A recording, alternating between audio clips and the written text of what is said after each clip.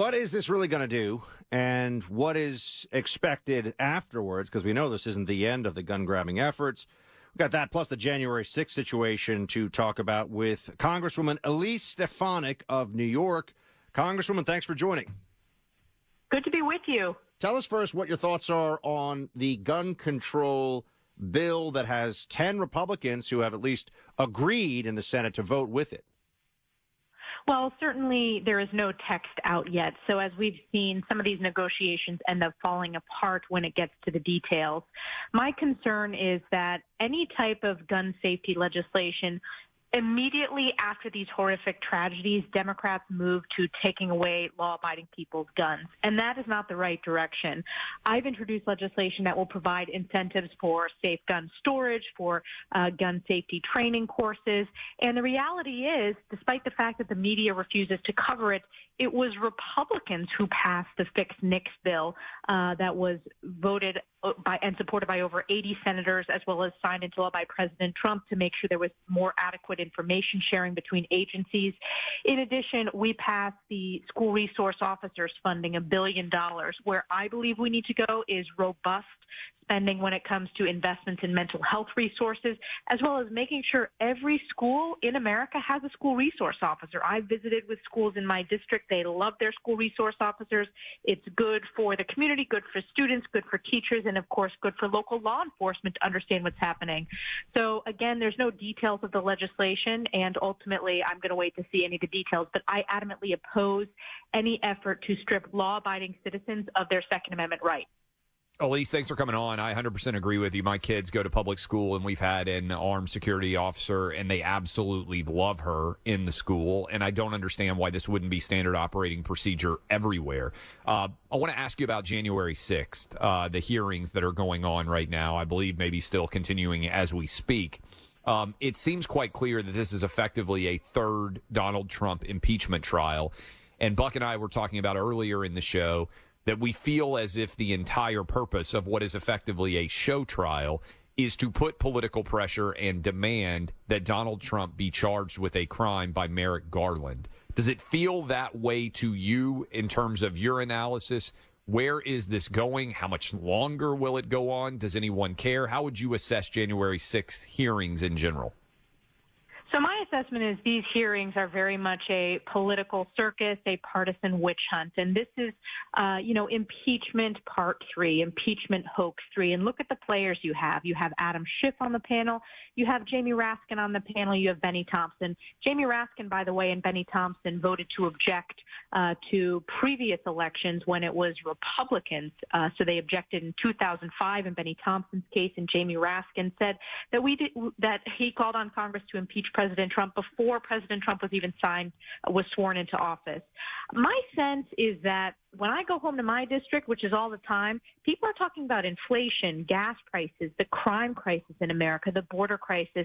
I didn't have a single constituent ask me about January 6th during our last 2-week district work period.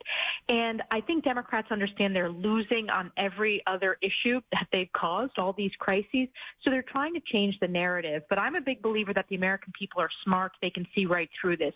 The other important part of these hearings that's unprecedented is you don't have any Republican appointed members. That's the first time in the history of the Congress that, and Nancy Pelosi is shredding any precedent, that you don't have members appointed by Kevin McCarthy, in this case, the Republicans.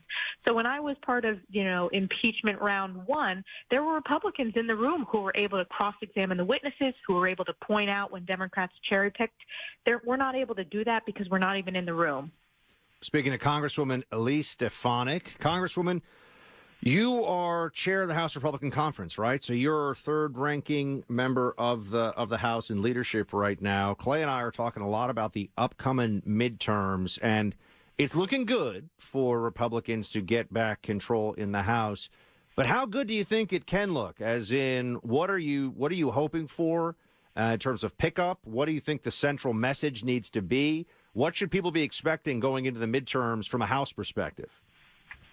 Well, first of all, I've been in this position for a year as the House Republican Conference chair, and unlike my predecessor, who was focused on herself and Donald Trump, I made sure and work with my colleagues every day to focus on the issues that matter. So really prosecuting the case against Joe Biden, Nancy Pelosi, and Chuck Schumer for the inflation crisis, which is a result of the radical tax and spending agenda, for the energy crisis and the skyrocketing gas prices, which is a result of Joe Biden's war on American energy, the crime crisis, which is a direct result of Democrats' rhetoric and policies to defund the police.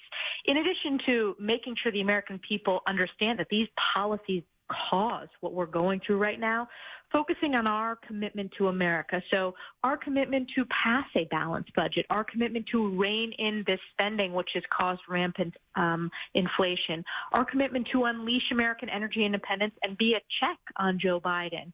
You know, when it comes to foreign policy, holding China accountable and making sure that we have a strong national defense, which is a far cry from what we're seeing with Joe Biden, whether it's the catastrophic withdrawal from Afghanistan, the weakness on the world stage, the war in Ukraine, et cetera. So Republicans will offer that alternative. We will unveil our commitment to America in the coming weeks. And then additionally, Congress's role is to have oversight over these agencies. So, for example, when it comes to the border crisis, making sure that we're holding this administration accountable for their abject disaster that they've caused on our southern border.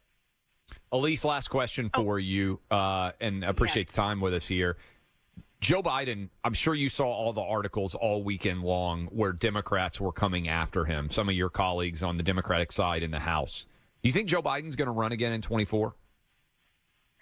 Well, certainly, you know, the White House has put out messaging that he will run again, and I believe that ultimately he will run again as probably the most unpopular first-term president seeking re-election. And boy, if the election were held today, Republicans would certainly win the White House. I think the midterms are going to be very telling. You previously asked how many seats. You know, when my political team and myself are meeting with candidates across the country, we're going pretty deep. We're going into territories that Joe Biden won these districts by 12, 15 points, but he's underwater there today because voters feel buyer's remorse. So do I think he's going to run? Do I not think he's going to run? I think Democrats realize they have real problems. They're about to have a shellacking this November and catastrophic losses. That's why you're seeing over 30 Democrats already announced their retirement earlier this year, and they're still heading for the hills in terms of not wanting to be on the ballot. So I'm not going to play guesswork in terms of the presidential. I do think he will be a very, very weak nominee just because he's been a very weak president, very weak commander-in-chief. And the American people are smart. They know, over nearly 80% understand that we're headed in the wrong direction. No doubt. She's Congresswoman Elise Stefanik, doing fantastic work for people in New York. We appreciate the time. Thank you. A lot of you out there